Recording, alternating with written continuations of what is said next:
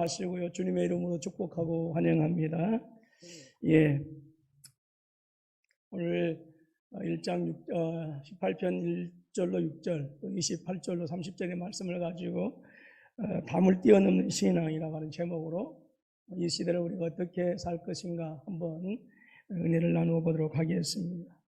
지금 여느 때 같으면 새 학기가 되었기 때문에 우리 학생들이 이제 아침 저녁으로 거리로 쏟아져 나올 판인데 그러지 못하고 있고요. 또 새로운 계절에 대한 기대와 따스한 봄날이 참 반가운 시기 아니겠어요? 3월 중순이 되어지면. 그런데 또 그러지 못하고 있는 안타까움이 있습니다. 그래서 올해의 봄은 사람들에게서 지금 웃음꽃이 사라져버린 그런 계절이 되었고, 마음은 더욱 무겁고 두렵고 무섭기까지 하는 그런 계절이 되어져 버리고 말았어요. 코로나19가 언제 어떻게 또 우리의 삶을 덮칠지 몰라서 전전긍긍하는 모습은 우리가 아무리 큰 소리치고 산다고 하지만 역시나 한없이 나약한 인간의 모습을 여과 없이 그대로 보여주고 있기도 합니다. 지금 코로나19 사태가 세계 곳곳을 지금 강타하고 있습니다. 그래서 스포츠를 비롯한 모든 국제 행사들은 거의 대부분이 취소되어졌고요. 조금만 더 나쁘게 마음 먹으면 일본 올림픽도 좀 취소되었으면 좋겠다 그런 생각도 해보는데 제 개인적인 생각이니까 예. 얄미우니까. 예. 그래서 이런 모든 국제적인 행사들이 거의 대부분 취소되고 있고, 또 국가와 국가 간의 왕래가 끊어지고 국경에 통제되어지기도 하죠. 그래서 EU 유럽 연합이 지금은 우리가 하나다라고 했는데 지금 이 코로나19 때문에 각 나라들이 국경을 통제하고 있어요. 뉴스를 보니까 미국도 국가 비상사태를 선포했고요. 그래서 코로나19의 그 해결을 위해서 500억 달러라고 하는 그 천문학적인 그런 지금 돈을 쓴다고 합니다. 지금 세계는 지난 2월로 멈췄다고 해도 결코 지나친 말이 아닐 것입니다. 오늘 우리가 다른 읽지 못하였습니다만은 본문 시편 18편은 어린 목동 시절 이스라엘의 새 왕으로 기름 붓게 되어지죠. 그리고 그때부터 이스라엘을 중동 지역에서 가장 강한 강대국으로 세우기까지 파란만장한 인생 역정을 겪었던 그 다윗에 대한 이야기이지요. 그리고 이 다윗이 과거 자신에게 베풀어 주었던 하나님의 구원의 역사를 돌아보면서 지금 하나님께서 어떻게 자신에게 은총을 베풀었는가라고 하는 하나님의 은총을 찬양하는 시편입니다. 이 시가 언제 지어졌는지는요 정확하게 알 수가 없습니다. 그러나 여호와께서 다윗을 그 모든 원수와 사울의 손에서 구원하신 날이라고 하는 이 시편 18편 보게 되어지면 제목이 있지요. 이 제목을 비춰보게 되어지면 적어도 다윗이 이제 왕이 되어져서 모든 정복 사업을 완수하고 더 이상 이스라엘을 대적할 자들이 없었던 이제 다윗의 통치 이제 중반기 이후에 이 시편이 기록되어지지 않았는가 학자들은 그렇게 지금 이야기하고 있습니다. 우리가 이 시편 18편을 보게 되어지면 일평생 전쟁터에서 살다시피 한 그 용사인 이 다윗이 얼마나 힘에 넘치고 그리고 얼마나 기계가 넘치고 있는가. 그리고 숱한 전쟁에서 승리를 경험하지 못한 사람은 결코 흉내낼 수 없는 그런 호방함, 그런 용감무쌍한 그 승리의 계가를 이 시편 18편은 우리에게 지금 들려주고 있습니다. 그러나 이러한 다윗의 그 기계, 그 승리의 계가 속에는 인간적인 자만함이 있다기보다는 승리의 근원이 되시는 하나님께 대한 깊은 신뢰, 승리의 근원이 되신 하나님에 대한 아주 확실한 확신으로 가득 차 있다라고 하는 거예요. 이것은 다윗이 하나님을 그렇게 고백하지요. 나의 힘, 나의 반석, 나의 요새, 또 나를 건지시는 자요, 나의 구원의 뿌리라고 하는 이 표현을 보게 되어지면 지금 자신의 기계를 드러내는 것이 아니라 하나님에 대한 무한한 신뢰를 지금 찬양하고 있다라고 하는 것을 우리가 알게 되어집니다. 지금 우리 앞으로 다가오고 있는 현실은 불안과 공포와 두려움을 제가 지금 조장하는 말이 아니라 실제적으로 그 어느 것도 예측할 수 없는 예측 불허의 시기를 지금 우리가 지나가고 있어요.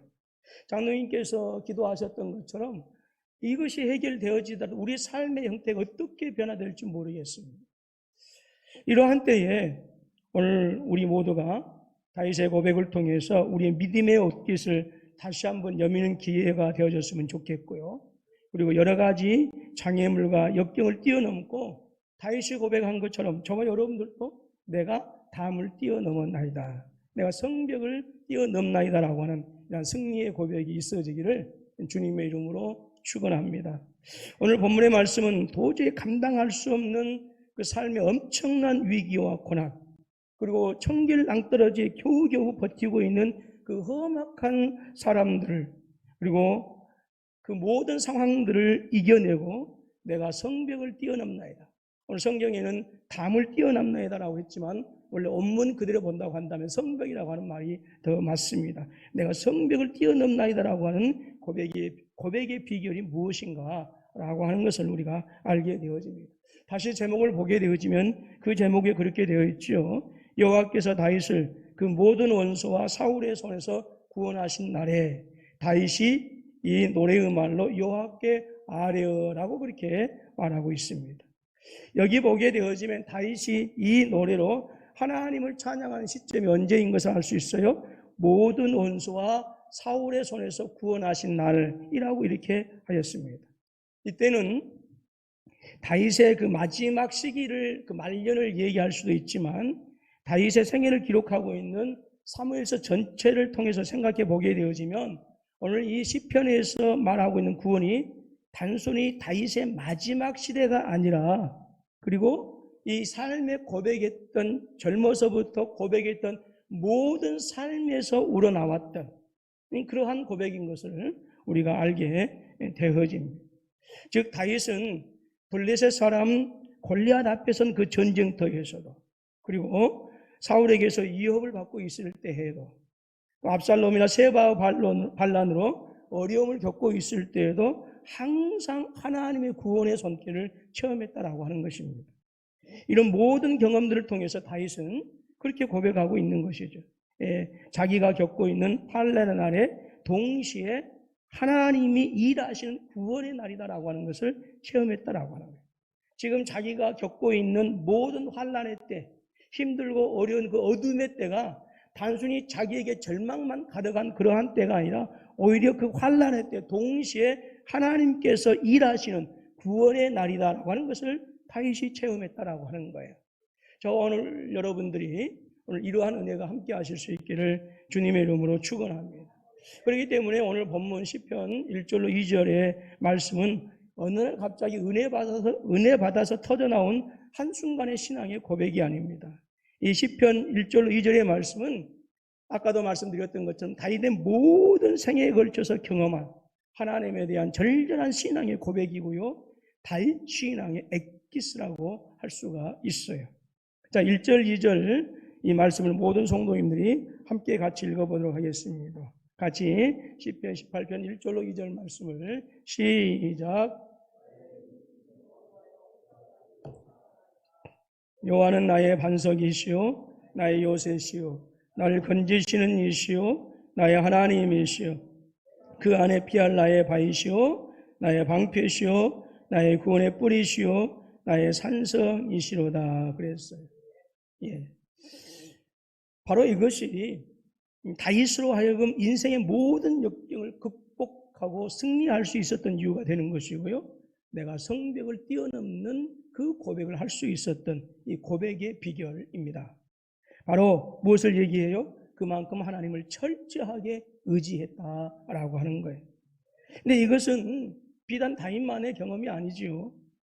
이것은 신구약 성도들 모두의 경험과 고백이기도 하고요, 지금 우리 자신들의 경험이기도 합니다.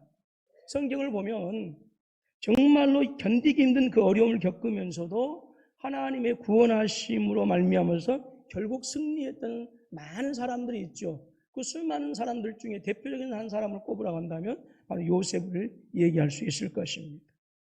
요셉의 삶을 가장 아름답게 묘사한 말씀이 있습니다.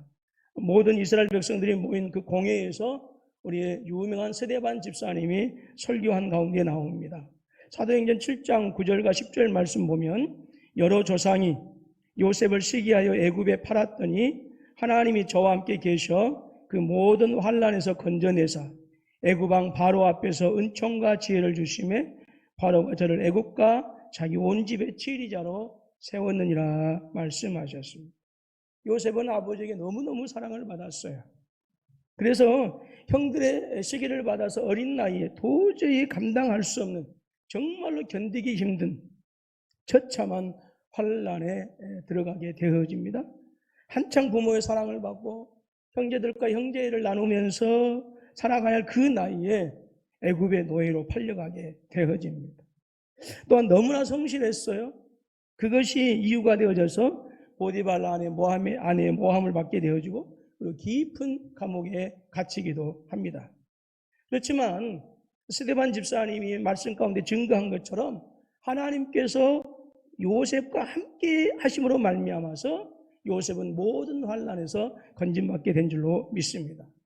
즉 하나님께서는 고통과 시련 그리고 모든 환난의 순간에 처한 요셉과 친히 함께해 주셨다라고 하는 것이죠. 그리고 그 함께 하심이 요셉을 다시 한번 구원해내는 놀라운 역사가 일어나게 한 것입니다. 뿐만 아니라 모세는 자기 백성이 애굽에서 압제와 고통을 당하고 있었지만 하나님께서 반드시 이 백성을 구원하실 것이다라고 하는 그러한 사실을 믿었습니다. 심지어 모세는 자기 앞에 홍해가 가로막혀 있고 뒤에는 애국 군대가 성급하게 성나게 쫓아오고 있는 그런 상황, 또 이런 상황을 당해서 온 이스라엘 사람들이 모세를 원망하고 불평하면서 돌을 던져서 모세를 죽이려 하고 있는 그런 상황이 있었지만 그러한 상황, 바로 이것이 지금 절망의 때가 아니라 우리가 멸망의 때가 아니라 바로 이 시기, 지금 홍해가 있고 뒤에는 성난 애굽의 군대가 쫓아오고 이스라엘 백성들이 돌을 던져 자기를 죽이려고 하는 이 급박한 그 위기, 바로 이것은 단순히 절망하고 멸망에만 가득한 시간이 아니라 하나님께서 이스라엘 백성들을 구원할 구원의 때라고 하는 사실을 알았다라고 하는 거예요. 그래서 모든 이스라엘 사람들 앞에서 모세는 그렇게 외칩니다. 자, 출애굽기 14장 13절 말씀을 우리 같이 함께 읽습니다. 시작.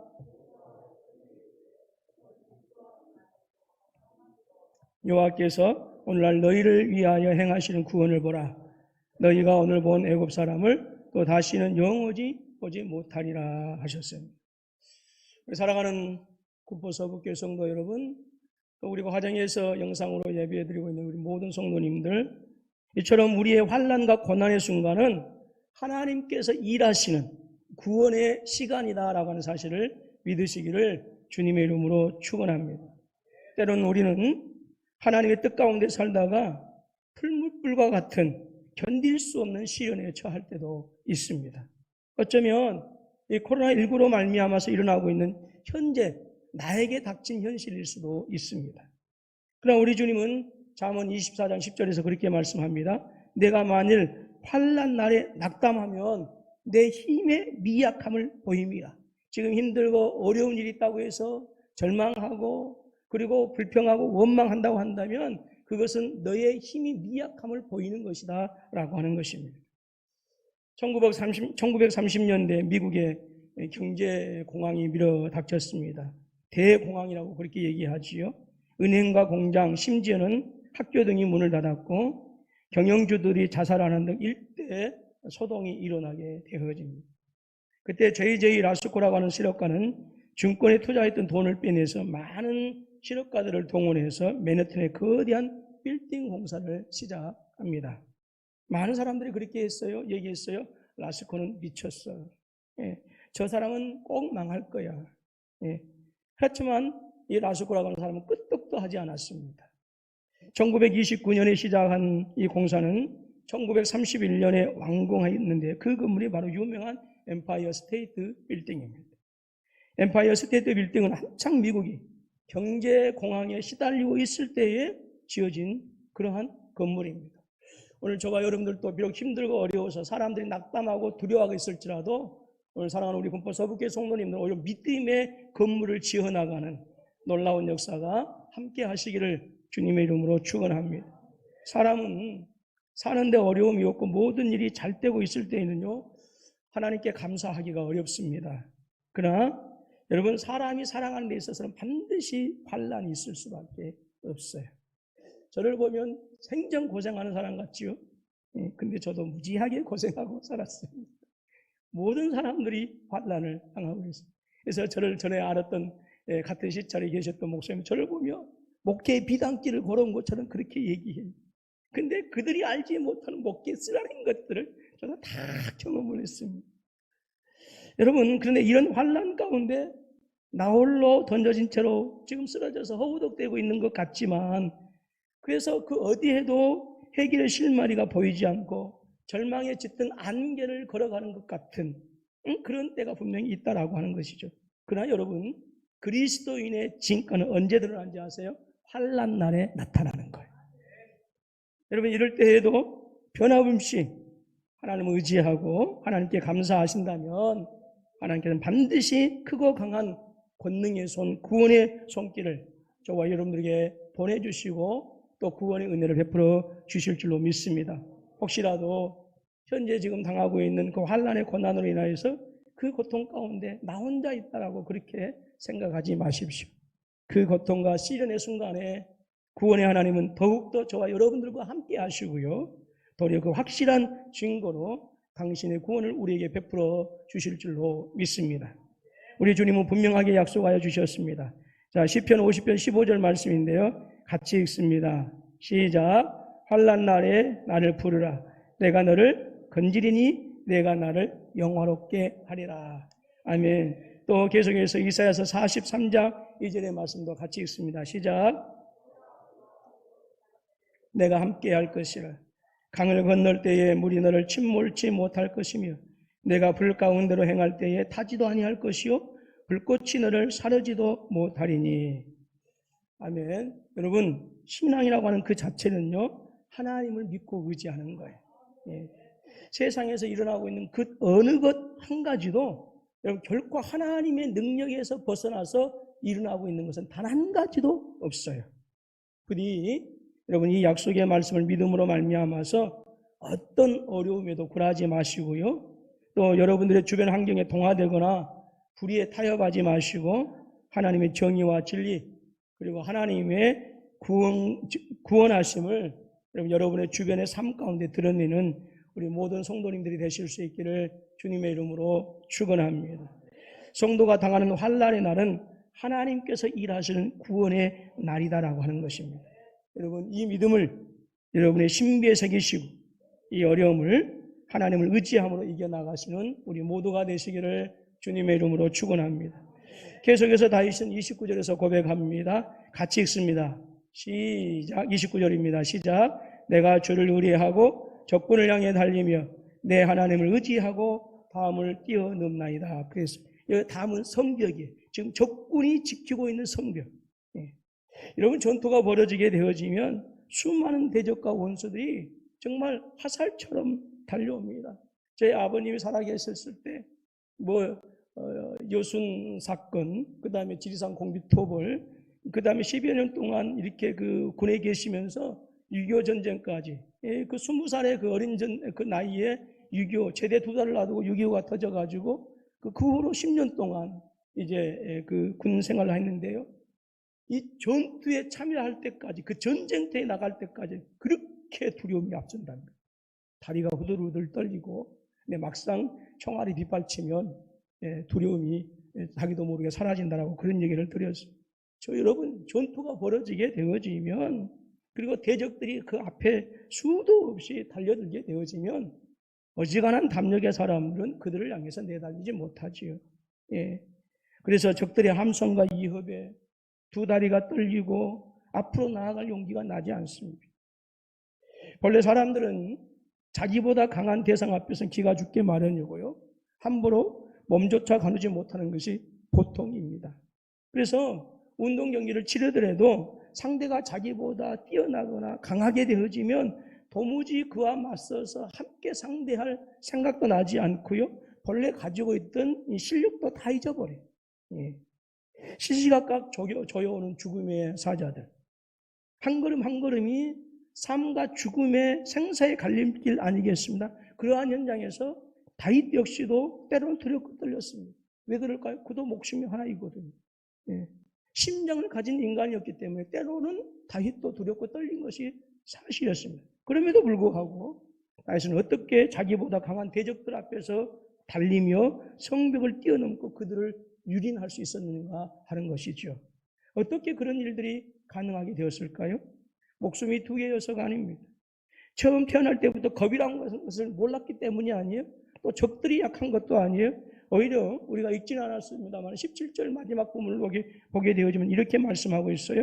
그들은 나보다 힘이 세기 때문이라. 모든 대적들은 다윗보다 힘이 셌더라고. 다윗보다 강했더라고 하는 거예요. 그럼에도 불구하고 다윗이 적군을 향해서 달리고 적의 성벽을 향하여 돌진할 수 있었던 이유는 단 한 가지입니다. 주를 의뢰하고 또 내 하나님을 의지하라고 하는 이 반복적인 표현에서 알 수 있는 것처럼 하나님을 믿는 그 믿음의 해답이 있었다라고 하는 거예요. 바로 하나님을 온전히 의지하는 것입니다. 그렇습니다. 이 말씀에서와 같이 하나님을 향한 믿음은 불가능을 가능하게 하는 역사가 일어나게 하게요. 아무리 강력한 대적 앞에서라도 강하고 담대하도록 우리를 세워간다라고 하는 거예요. 예수님이 유대인들에게 잡히셨습니다. 그래서 공회에서 신문 받았을 때 베드로는 어땠습니까?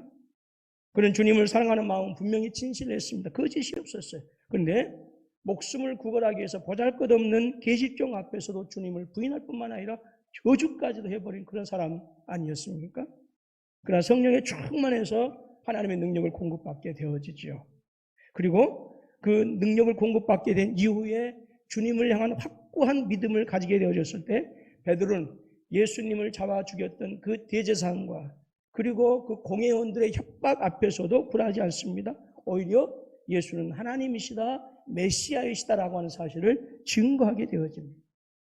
베드로가 그들의 권세가 얼마나 크고 그들이 가지고 있는 권력이 얼마나 크고 강한 것을 몰랐던 것이 아닙니다. 분명히 그것을 알았습니다. 그러면서도 도리어 그렇게 얘기하지요. 하나님 앞에서 너희 말 듣는 것이 하나님 말씀 듣는 것보다 옳은가 판단하라. 너희가 아무리 세상의 권세를 가지고 있고 설령 너희가 나를 죽이는 그 강한 권세가 있을지라도 하나님 앞에서 너희 말을 듣는 것이 옳은가 판단해보라라고 하는 거죠. 그리고 모두를 당당하게 책망합니다. 그러면 여러분, 본래 그토록 비굴했던 베드로가 이처럼 강한 대적들 앞에서조차 담대할 수 있었던 힘이 어디에서 나왔겠습니까? 바로 연약한 자일지라도 하나님을 철저하게 신뢰하고 하나님을 철저하게 의지하는 자를 붙드시는 하나님, 사람에게 불가능하게 보이는 그 어떤 것이라도 가능하게 하시는 놀라운 능력을 가지신 하나님께서 이 베드로를 강하고 담대한 자로 세우셨기 때문에 그런 놀라운 반전이 가능했다라고 하는 것입니다. 그렇습니다. 사랑 우리 군포서북교회 성도 여러분, 하나님은 당신을 의지하는 모든 성도들에게 필요한 모든 능력을 충분히 공급하시는 전능하신 하나님, 그분이 우리의 하나님이십니다.